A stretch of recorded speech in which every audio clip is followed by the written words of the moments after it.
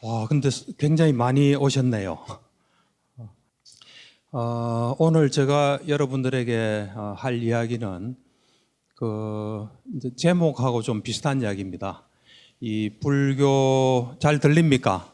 예, 이 불교 공부 또는 불교 수행을 통해서 우리가 어떻게 좀 더 편안한 삶을 살 수 있나 하는 이야기입니다. 저는 뭐 가끔 저희 진료실에서 환자들이 저에게 묻습니다. 선생님은 행복하십니까? 이래 묻습니다. 그럴 때 뭐 행복한지는 모르겠다. 하지만 괴로움은 없다. 이런 이야기를 합니다. 그러니까 우리는 이 세상을 살아가면서 괴로움을 피하기 굉장히 어려운 존재입니다. 구조적으로 보면은 우선은 사실은 이래 우리 몸과 마음을 잘 관찰해 보면 우리는 몸과 마음으로 이루어져 있지 않습니까? 그런데 몸과 마음이 우리 말을 듣지 않습니다. 몸과 마음이 우리 게 아닙니다. 우리는 건강할 때 몸과 마음이 우리 건 줄 압니다. 그런데 몸과 마음이 아파 보면 몸과 마음이 우리 게 아니라는 걸 잘 알게 됩니다. 암 환자는 자기가 원해서 암이 생겼습니까? 한 번도 원하지 않았습니다. 그렇지만 어느 날 난데없이 암이 생긴 겁니다. 그럴 때 이 몸은 내 게 아니구나 하는 생각을 하게 됩니다. 그런데 이제 암 치료가 잘 돼서 이제 건강해지면 다시 또 몸이 내 건 줄 압니다. 그러니까 사실 이래 보면 우리가 건강할 때 몸이 내 게 아니다는 걸 확실히 알 수 있다면 몸이 내 게 아니라는 게 이제 부처님 말씀하신 무아입니다. 무아라는 것은 몸과 마음이 없는 게 무아가 아닙니다. 몸과 마음은 어떤 인연으로 인과의 법칙으로 생겨났습니다. 그런데 그 몸과 마음을 눈꽃만큼도 통제할 수 없다는 게 무아입니다. 이게 부처님 가르침의 핵심이라고 볼 수 있죠. 이제 그 다음에 누구나 마음은 내 거로 압니다. 그렇지만 마음이 내 게 아닙니다. 잘 관찰해 보면 우리 환자들은 정신과를 찾아오는 환자는 마음이 내 게 아닌 걸 누구보다도 잘 압니다. 왜냐하면 자기 마음대로 안 되니까요. 불안하고 싶지 않은데 불안합니다. 우울하고 싶지 않은데 우울합니다. 이 생각 안 하고 싶은데 떨칠 수가 없어요. 그래서 그분들은 마음이 내 게 아니라는 사실을 잘 알더라고요. 제가 이 진료실에서 그런 이야기를 하면은 그건 나도 잘 압니다 그래요. 그러니까 경험을 통해서 알게 되는 거죠. 사실 우리 몸과 마음이 우리 거라면 여러분 이 순간에 이 몸과 마음에 대해서 뭔가 작업을 해보려고 할 때 절대로 되지 않습니다. 그러니까 그걸 이제 우리가 수행을 하고 관찰을 하면 알게 됩니다. 그래서 이제 오늘 제가 하고자 하는 이야기는 저 개인적인 이야기를 좀 하고자 합니다. 제가 불교를 만나서 어떻게 좀 불교 공부 수행하면서 어떻게 해서 좀 더 괴로움이 적어지고 좀 편안한 삶을 살게 된지 그것을 여러분들에게 좀 이야기하고자 합니다. 뭐 괴로움도 좀 여러 차원이 있습니다. 이런 괴로움부터 아주 근원적인 괴로움까지 있는데 불교는 모든 괴로움을 다 없앨 줄 수 있는 그런 종교입니다. 그러니까 자기가 노력하면 어떤 괴로움도 해결할 수 있습니다. 그러니까 완전히 괴로움이 없어진 경지를 우리는 열반이라 그럽니다. 그 열반까지 얼마든지 가능합니다. 그러니까 저는 이 불교는 이 지도가 잘 구비된 종교라고 그렇게 봅니다. 그러니까 어떻게 하면 조까지 갈 수 있다. 우리가 예를 들면 에베레스트 산을 등산을 한다. 그러면 에베레스트 산까지 가는 그 길을 잘 알아야 우리가 그 길 따라 갈 수 있지 않습니까? 그렇듯이 이 불교도 완벽한 지도가 구비되어 있습니다. 그래서 내가 정말 어떤 걸 원한다면 그걸 얻을 수 있는 길이 잘 되어 있습니다. 그러니까 저는 참 불교를 이래 공부하면서 어떻게 이런 게 가능한가, 또 부처님이란 존재가 참 희유하다 이런 생각을 계속 해왔습니다. 그래서 제가 사실 저도 불교를 만나기 전에는 다른 사람하고 똑같았습니다. 똑같고 심지어는 제가 대학 다닐 때 그때 상당히 괴로웠습니다. 그래서 대학에 그 학생생활지도연구소라고 있는데 그 상담하는 곳이죠. 거기를 갔습니다. 가니까 저보고 그러더라고. 생긴 거는 멀쩡하게 생긴데 왜 그래 괴로움이 많냐고. 그랬던 기억이 있습니다. 그리고 저는 다른 사람하고 똑같았습니다. 다른 사람이 느끼는 어떤 고민, 괴로움 이런 거 다 가지고 있었죠. 그런데 이제 불교를 만나면서 그런 것들이 점점 없어졌습니다. 없어지고 지금은 뭐 그냥 뭐 괴로움 없이 살고 있다고 볼 수 있습니다. 그래서 이제 그런 이 불교를 만나서 불교를 공부하고 또 부처님이 말씀하신 대로 수행하면서 어떻게 그런 괴로움을 해결해 갔나. 그리고 아까 처음에 제가 이야기했다시피 우리는 이 구조적으로 본질적으로 괴로움을 피하기가 어려운 존재입니다. 아까도 제가 했다시피 우리는 몸과 마음을 가졌는데 몸과 마음 우리가 통제를 할 수가 없습니다. 두 번째는 이 세상에 사는데 나는 하나고 다른 존재는 무수히 많습니다. 이 무수히 많은 사람들이 나를 위해서 존재해 주지 않습니다. 그 사람 각각이 뭔가 자기를 위해서 살기 때문에 그 과정에서 내가 엄청난 괴로움을 받을 수 있습니다. 그러니까 구조적으로 이 인간은 자칫하면 괴로울 수밖에 없는 존재입니다. 괴로운 게 당연한 겁니다, 사실은. 거기서 이제 불교는 거기서 괴롭지 않은 길을 제시하고 있습니다. 그래서 그 어떤 살아가면서 누구나 느끼는 괴로움에서부터 어떤 뭐 죽음에 대한 괴로움이랄까 모든 걸 다 해결해 주는 길이 있고 여러분들이 괴로우면 부처님 잘못 아닙니다. 여러분 잘못입니다. 그러니까 제가 이 인생에서 불교를 만났다는 게 저한테는 큰 행운 같아요. 큰 행운이고 지금 요 정도 사는 것에도 부처님 언덕이다 이런 생각을 합니다. 그리고 제가 정신과 의사면서 이 불교 정신 치료라는 어떤 영역을 개척을 했습니다. 그걸 개척한 건 딴 거 하나도 없습니다. 제가 이 불교 공부하고 또 이 저는 뭐 초기 불교를 했습니다. 초기 불교를 하면서 초기 불교 경전을 이제 니까야라 그러는데 그 니까야를 매일 보면서 어찌 보면 부처님하고 계속 만난 거죠. 만나다 보니까 어떤 부처님의 지혜라 할까 이런 것들이 저에게 영향을 줘서 어떤 새로운 또 치료 영역도 개척하게 됐습니다. 그래서 제가 처음으로 불교를 만난 것은 그 85년도입니다. 그러니까 저 나이 30살 때 불교를 만났습니다. 그전에는 뭐 저도 뭐 똑같은 사람이었습니다. 그런데 이제 불교를 만나면서 그때 이제 제가 처음으로 이래 배운 게 이제 소위 말하는 업설입니다. 업설.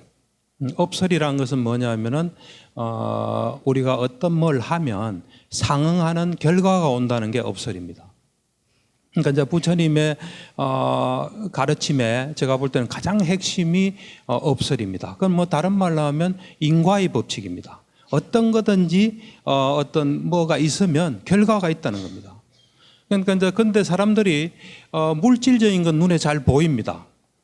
내가 밥을 안 먹으면 살이 빠질 거다 압니다. 또 내가 헬스클럽에 가서 운동을 하면 근육이 생길 거다 이걸 압니다. 좀 더 내가 게을리하면 뭐가 될 거다 압니다.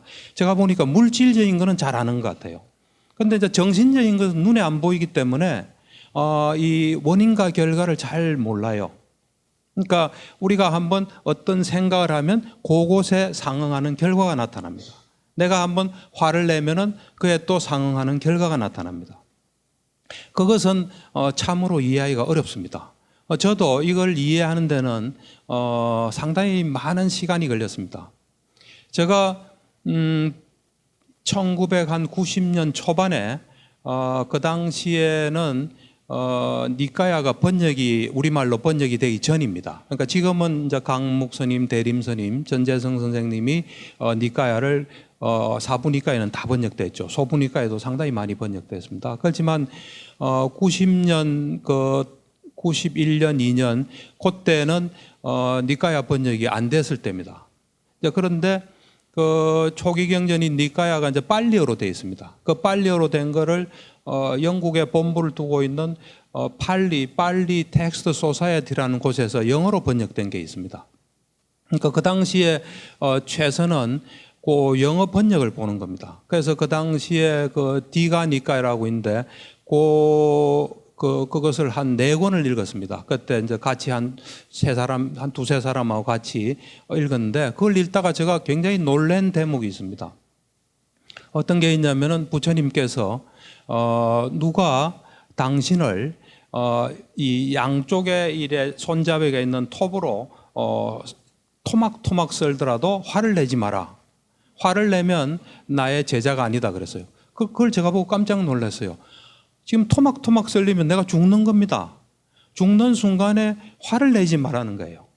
그때 제가 잘은 모르지만 이거 윤회가 있구나 이런 생각은 했어요. 그래서 죽는 순간에 화내면 윤회할 때 안 좋은 게 오나 하고 저 나름대로 생각하는 거죠.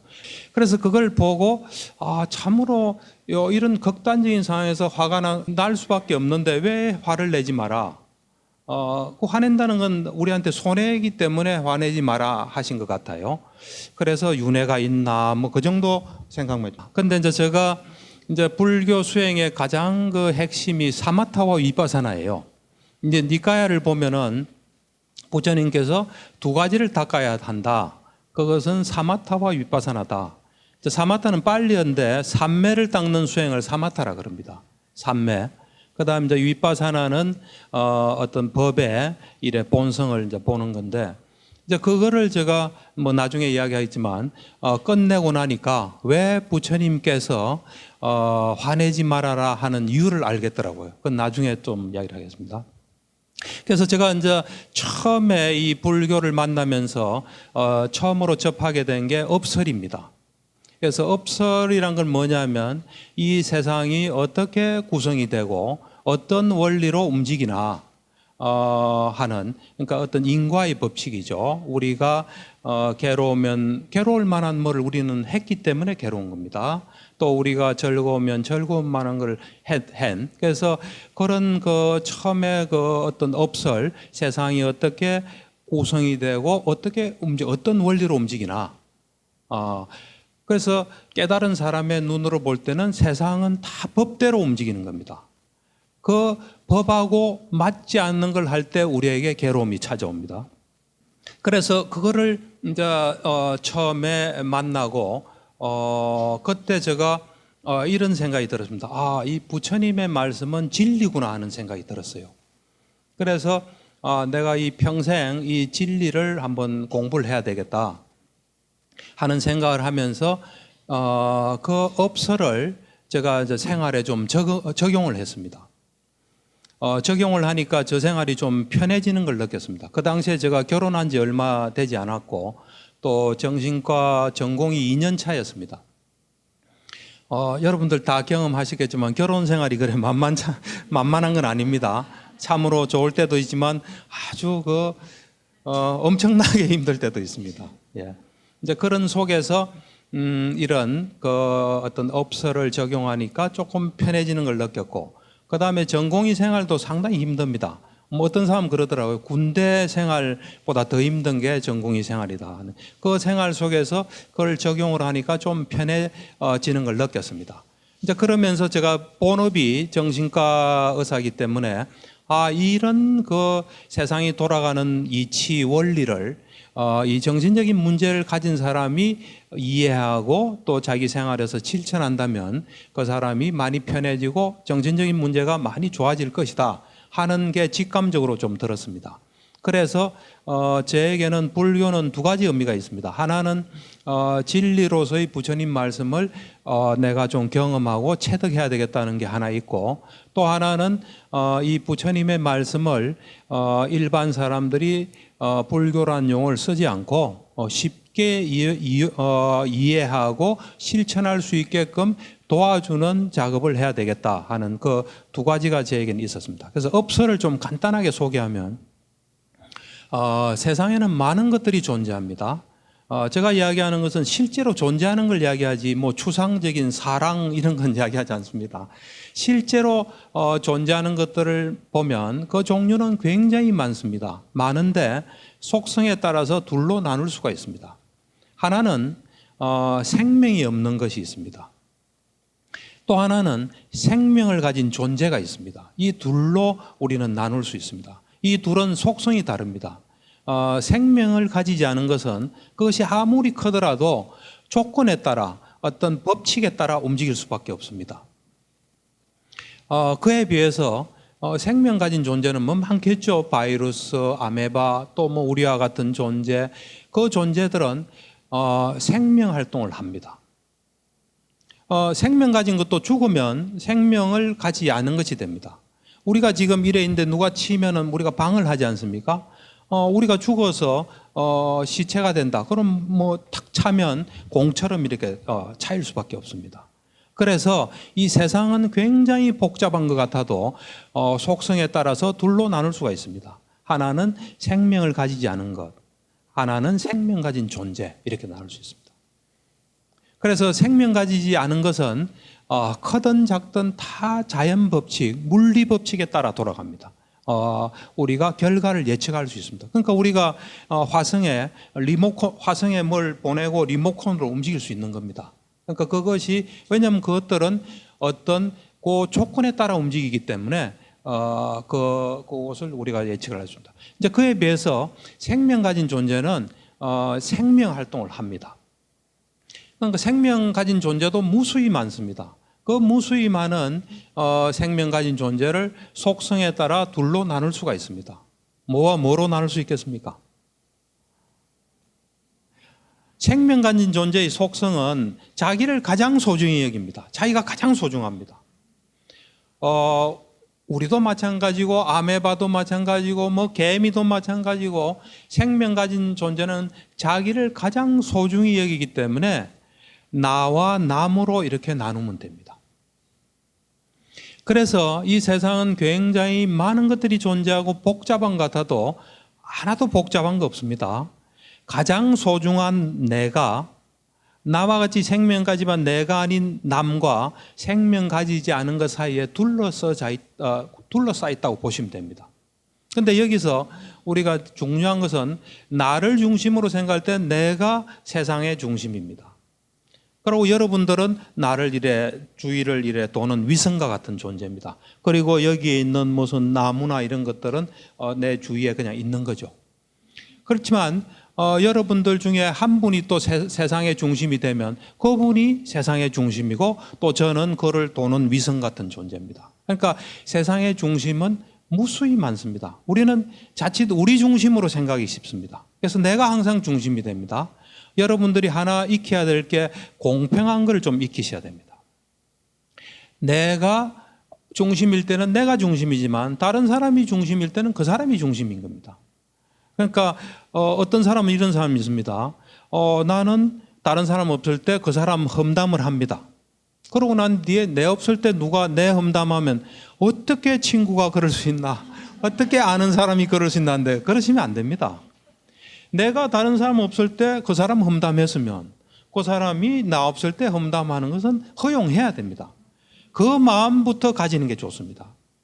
그러니까 우리는 사실 우리가 잘 보세요.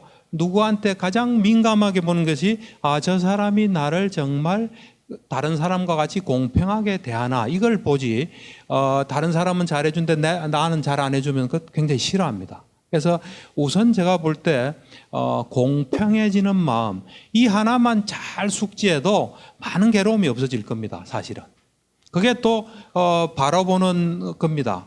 저는 항상 생각할 때 불교는 뭐 여러 가지 요소가 있지만 지혜의 종교입니다. 이 고타마 부다께서 부처님이 그냥 된 게 아닙니다.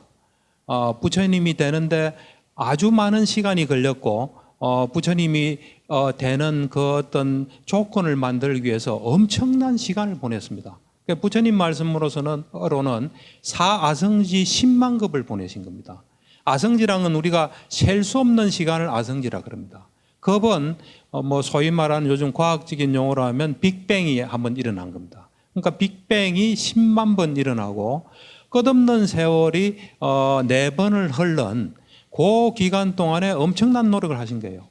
왜 부처님께서 사아성지 10만 급이 걸렸다 하냐면 우리가 이제 이 사마타 수행, 삼매, 선정을 닦으면 우리 과거 생을 볼 수 있습니다. 소위 말하는 전생을 볼 수 있는데 그거는 이제 수행력에 따라 다릅니다. 어떤 사람은 한 몇 생만 보기도 하고 어떤 사람은 뭐 수십 생, 수백 생, 수천 생, 어떤 사람은 겁하는데 부처님의 어떤 과거를 보는 능력을 우리는 숙명통이라 그러는데 그 숙명통은 정말 놀라울 정도입니다. 그런 놀라운 능력을 가지신 부처님이 과거 생도 끝이 없겠죠.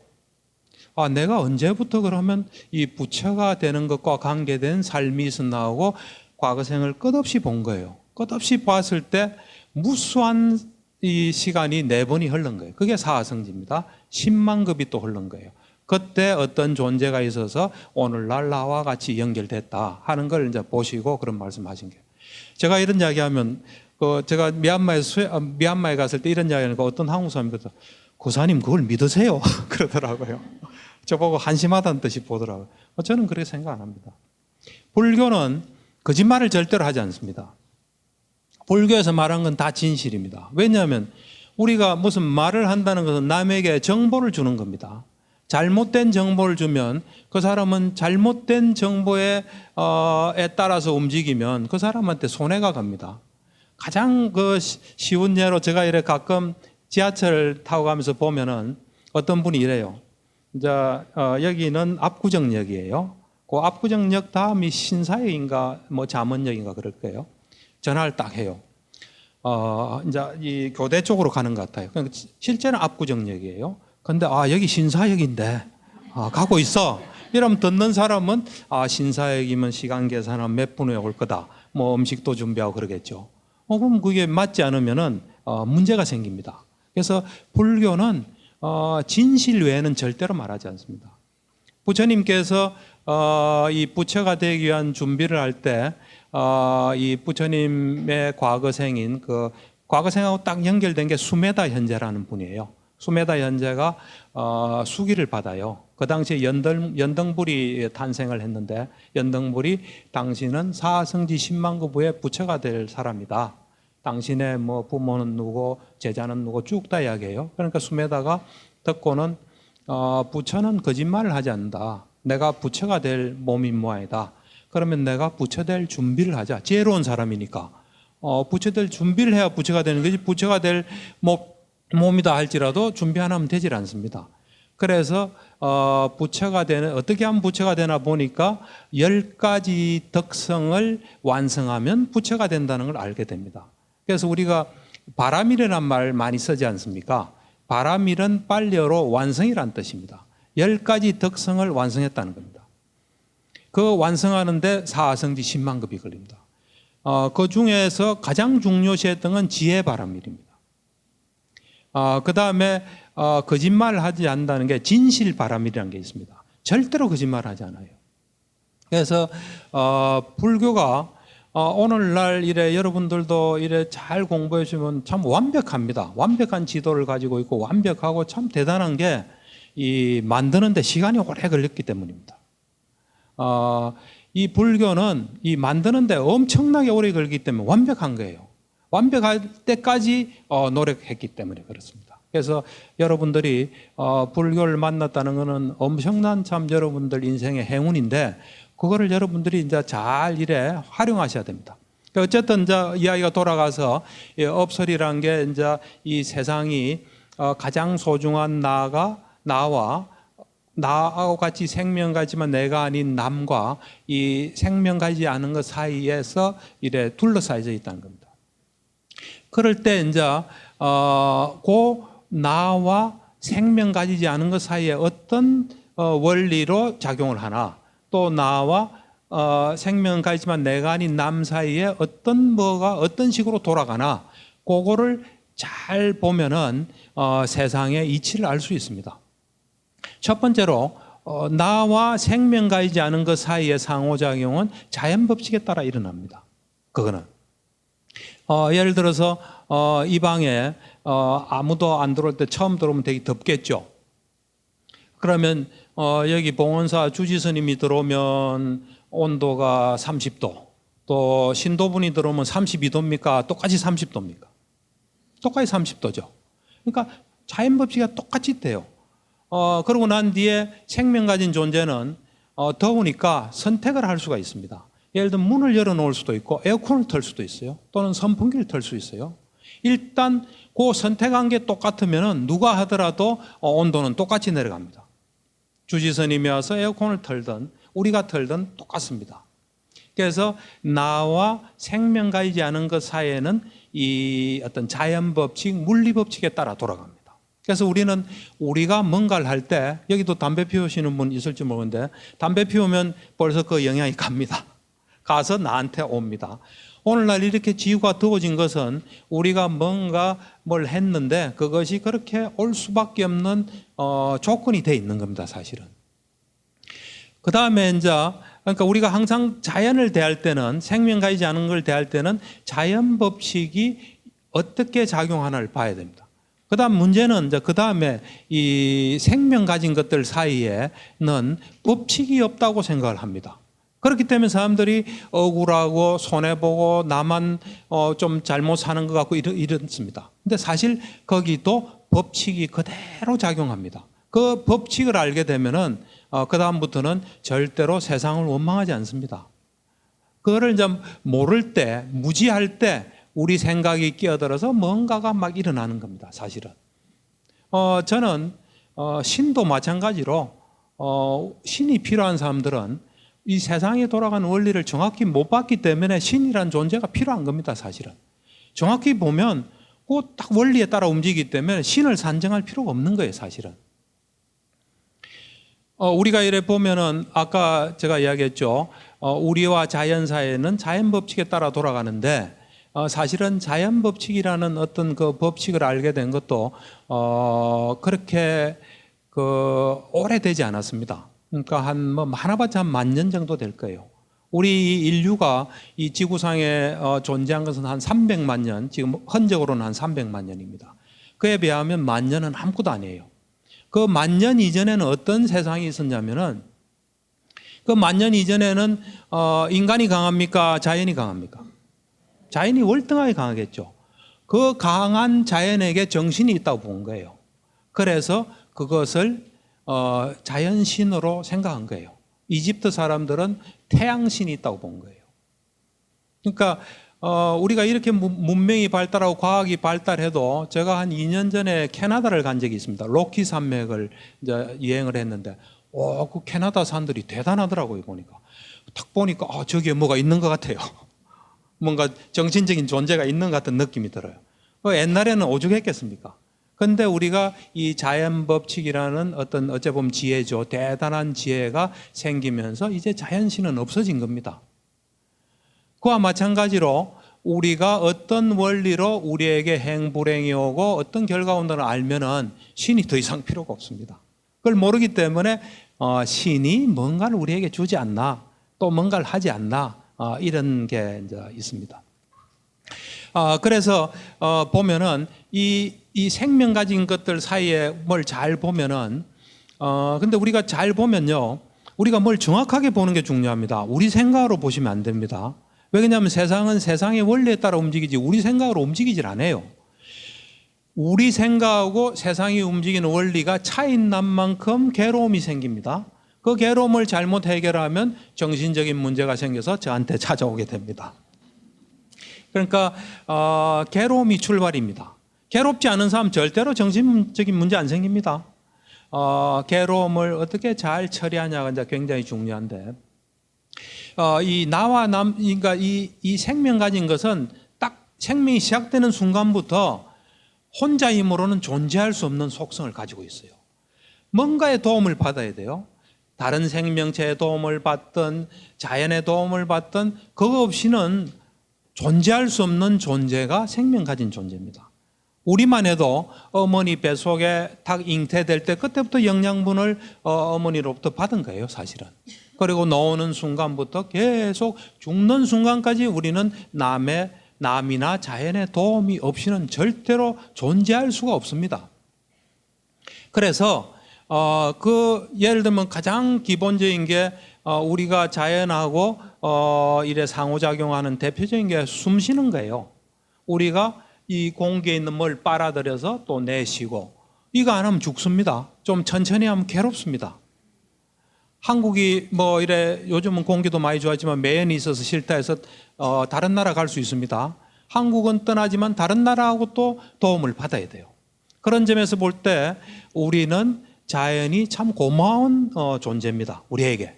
왜냐하면 우리는 우리 힘으로 살 수가 없어요. 남의 도움을 받아야 살기 때문에 참 고마운 존재예요.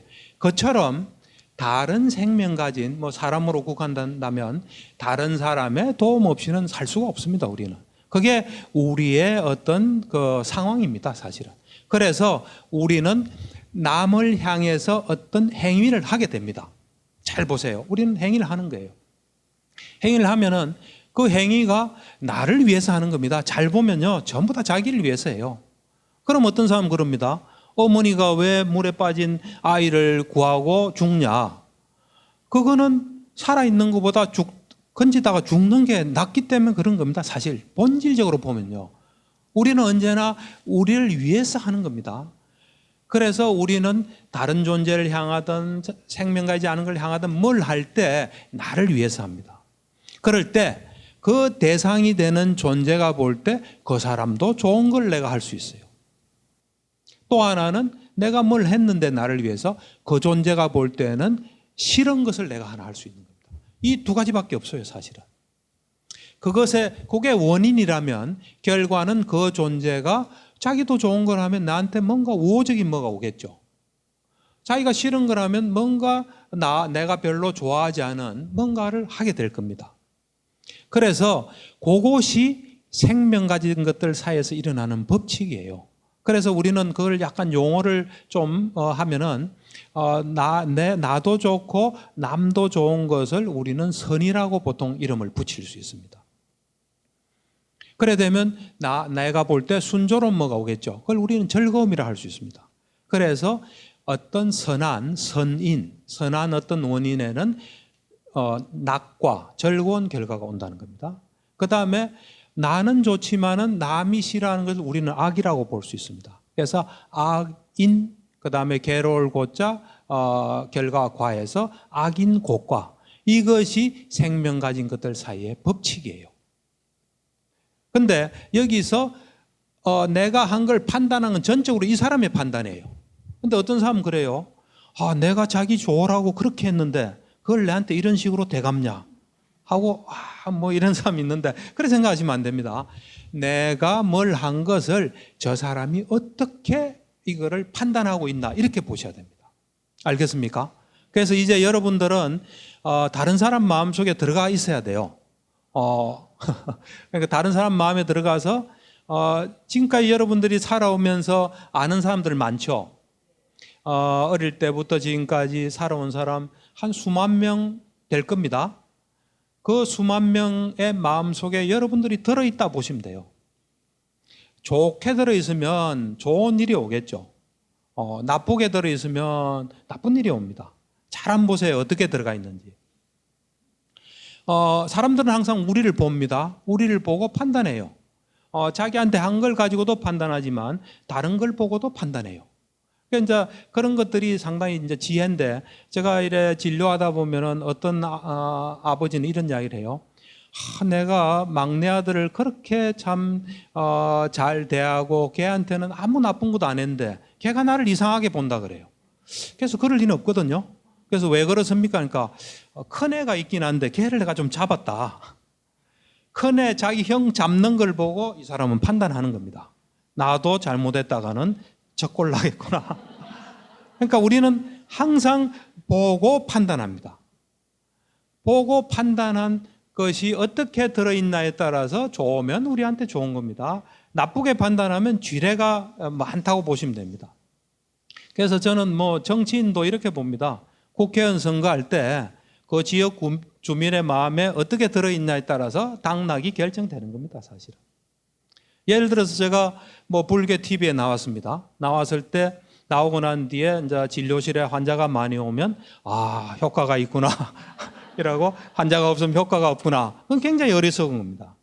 어쨌든 TV를 본 사람의 마음속에 제가 있는 겁니다. 보고 저 사람은 불교만 알지 아무것도 모르구나. 저 사람한테 갔다가는 큰일 나겠구나. 이러면 저한테 안 오겠죠. 그렇지 않고 저 사람은 뭔가 세상에 좀 밝은 사람이다. 저 사람한테 도움되면 가야 되겠구나. 그래서 내가 힘들어도 가고 내가 안 힘들고 내 가족이 힘들어도 한 가봐라 이럴 수 있습니다. 본 사람의 마음속에 있는 것이 그것이 결과입니다. 그러니까 틴낙한 스님, 저는 이제 환자들을 통해서 이야기들 많이 듣습니다. 틴낙한 스님도 대단하신 분 같아요. 우리나라도 뭐 몇 번 오셨죠. 이분이 뭐 이런 말을 했다고 환자가 저한테 이야기를 하더라고요. 우리가 한 모든 것은 우리 사인이 있다 이겁니다. 사인은 이거 내가 했으니까 내가 책임진다는 겁니다. 모든 것은 결과를 남기는 겁니다, 사실은. 알겠습니까? 예.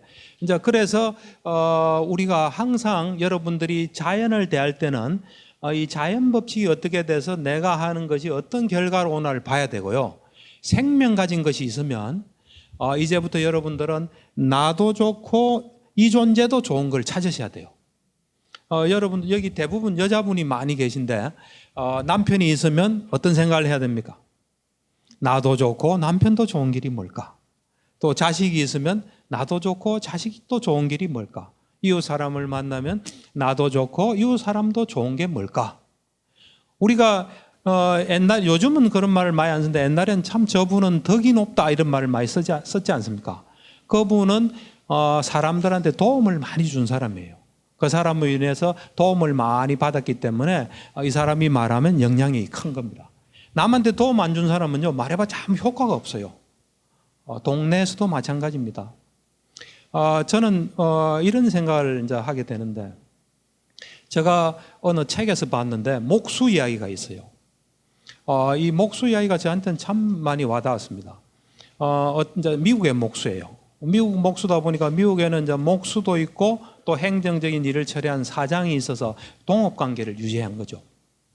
이 사람이 이제 평생 일을 해서 집을 지었습니다. 그러다가 이제 집 짓기가 싫은 거예요. 이제 자기도 은퇴해서 자기 시간도 가지고 가족들하고 좋은 시간을 가지고 싶어서 이제 은퇴를 마음으로 딱 먹은 거예요. 그리고 이제 집 짓기가 싫은 거예요. 그래서 사장을 찾아가서 이제 나는 은퇴하려고 한다 하니까 사장이 참 오랫동안 일을 하셨습니다. 그렇게 하시죠. 하면서 마지막으로 이 사장이 그런데 부탁이 하나 있습니다. 그러니까 뭡니까? 그러니까 나를 위해서 집을 한 채만 더 지어달라 그랬어요. 그러니까 이제 이 사람은 이제 집 짓기가 싫은 거예요. 집 짓기는 싫은데 오랜 참 그 동업자인 자기한테 도움을 많이 준 분이 집을 지어달라 하니까 거절할 수가 없는 거예요. 그래서 알겠습니다. 이제 집을 짓는데 신이 안 나는 거예요. 엉망으로 지어요. 자재도 뭐 엉망으로 하고. 그리고 이제 다 짓고 이제 다 지으면 보통 하는 게 열쇠를 만드는 겁니다. 열쇠를 만들어서 동업자한테 줬어요. 자, 이 열쇠입니다. 이제 난 집 짓는 건 끝입니다. 하니까 동업자가 뭐라 했겠습니까? 내가 당신하고 평생을 해서 참 당신 도움을 많이 받았다. 이거 당신한테 주는 선물이다. 자기가 살 집을 엉망으로 지은 거예요. 그걸 제가 이래 딱 보는 순간에 어떤 현상이 되냐면 많은 사람들이 저도 그렇지만 많은 사람들이 자기가 살 집을 엉망으로 짓고 있는 거예요. 예를 들면 제가 문정동에서 개업을 하고 있는데 송파구에 제가 7층짜리 건물에 있습니다. 제가 볼 땐 그게 집이에요. 그러면 그에 근무하는 의사라든지 약국이라든지 청소하시는 분 다 내 집에 있는 가구예요, 가구. 그 가구들이 삐딱하게 돼서 말도 안 듣고 이러면은 내가 엄청 힘들어요. 그래서 그 사람들을 하고 좋은 관계를 가지는 것이 내 집을 잘 짓는 겁니다, 사실은. 마찬가지예요. 여러분들이 어느 동네에 산다. 그러면 그 동네가 내가 사는 집이에요. 내가 살 집을 잘 터전을 해서 내 살기 편안한 것으로 만들어야 돼요. 이제 그러려면 이런 지혜가 필요해요. 그래서 이제 조금 더 이야기하고 한 1, 2분 이야기하고 조금 쉬겠습니다. 쉬는데 그럼 이제 사람을 보면 나도 애완견도 마찬가지입니다. 애완견도 여러분 딱 판단하고 있습니다. 그래서 머릿속에 다 다르게 들어있어요. 저 사람은 이렇고 이 사람은 이렇고 특히 머리 좋은 푸들은 아주 그게 딱 들어가 있어요. 그래서 이제 여러분들이 항상 사람을 만나면 나도 좋고 이 사람도 좋은 걸 찾아야 돼요. 나는 내 마음이니까 내가 좋은 거 알잖아요. 이제 상대방이 뭘 좋아하고 싫어하는지 그걸 정확히 아셔야 돼요. 내 생각으로 하시면 안 되고, 그래서 상대의 마음을 정확하게 아는 노력을 하셔야 돼요. 여러분들이 타심통이 있으면 정확하게 알 수 있습니다. 근데 타심통 얻기는 쉽지 않아요. 근데 타심통이 있다. 그러면은 어떤 서성이 타심통이 있습니다. 제자한테 이런 말을 해요. 오늘 저녁에 이런 걸 가르쳐 주겠다. 그러면 제자가 A를 가르쳐 줄 모양이다 머릿속으로 생각하죠. 그럼 서성이 그건 아니고 그럼 타심통이 있는 거예요. 타심통이 있으면 딱 알아요. 부처님께서는 타심통이 있기 때문에 경전에 보면 어떤 자만심이 많은 사람이 와서 부처님 참 존경합니다 하니까 자만심을 내려놓는 게 중요하다 하니까 자기 마음을 들켰잖아요. 그 다음부터 이제 부처님 마음을 말을 받아들인 그런 상태가 됐어요. 우리는 타심통이 없기 때문에 이제 다른 사람을 잘 관찰하셔야 돼요. 잘 관찰하면은 그 사람의 마음을 알 수 있어요. 우리가 어떻게 마음을 관찰하냐면 항상 누가 말을 하잖아요. 그러니까 말을 따라 들어가면 그 마음까지 들어갑니다. 근데 말에 걸리면 안 돼요. 예를 들어서 조폭이 어떤 사람한테 막 욕을 하면서 말을 해요. 그럴 때 거기에 걸리면 안 돼요. 그 따라 들어가면 자기로서는 우호적인 표현으로 욕설을 쓸 수도 있는 겁니다. 그래서 말을 따라 들어가면 마음에 들어갈 수 있어요. 그 다음에 어떤 사람의 표정을 보면 그 순간에 마음이 있습니다. 또 어떤 사람의 행동을 보면 마음이 있고, 사람의 마음은 잘 안 바뀌기 때문에 그렇게 정확히 보다 보면 저 사람이 뭘 좋아하고 뭘 싫어하구나. 대인관계의 비결은요, 다른 사람이 싫어하는 거 안 하고 좋아하는 거 하는데 나도 싫어하는 거 안 하고 내가 좋아하는 걸 하는 거예요. 그것을 이제 가지시고 살아가다 보면 이제 상충될 때 어떻게 해야 될지 이제 진지한 고민이 시작합니다. 좀 쉬었다 가겠습니다.